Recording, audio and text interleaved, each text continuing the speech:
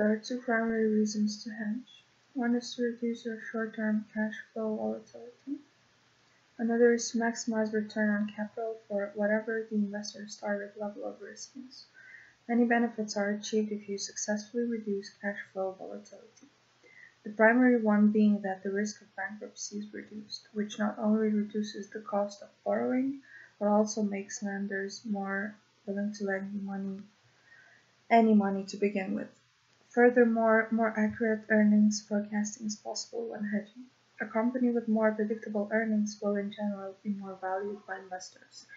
If your company uses hedging to withstand short-term price movements, its management can then focus their energy more fully on the company's core competencies, doing what they're best at.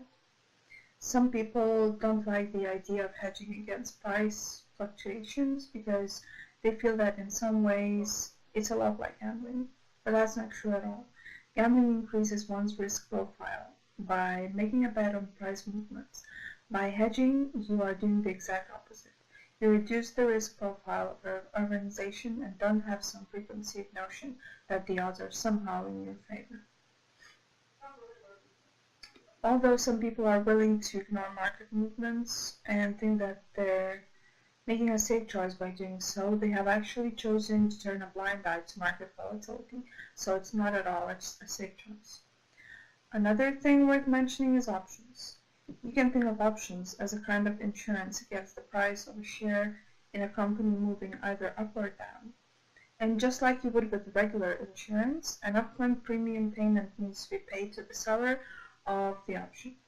Though it's important to remember that an option gives you the option, hence the name, but not the obligation to buy or sell a share at a set price in the future.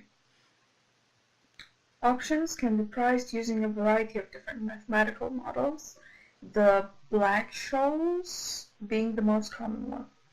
This model uses several assumptions about market behavior when pricing an option. For example, the ability to continuously hedge an option position. Even though this assumption makes sense in theory, it's not that realistic in a real-world scenario. However, it's still one of the most popular models used by traders. It's frequently used, largely explained in that it provides a quick closed-form solution. Other methods of pricing options, such as Monte Carlo simulations, require you to test a million of possible different scenarios.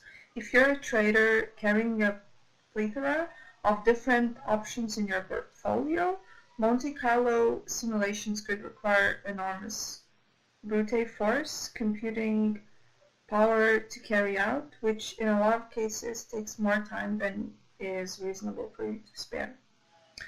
I'll also tell you about the two most common types of options. One of them is known as a call option, and you'll only receive a payoff from it if the market price happens to be above the strike price.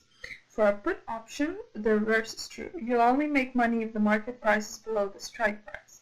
These options are known as plain vanilla options since they are the most common and standard ones. When the strike price of an option is equal to the current market price of a share, that option is referred to as an at-the-money option. For example, when PayPal's share price is $85 and the call or put option is also $85, it's called an at-the-money option. As you probably know, all else being equal, the further the option is in the money, the more profitable that option will get.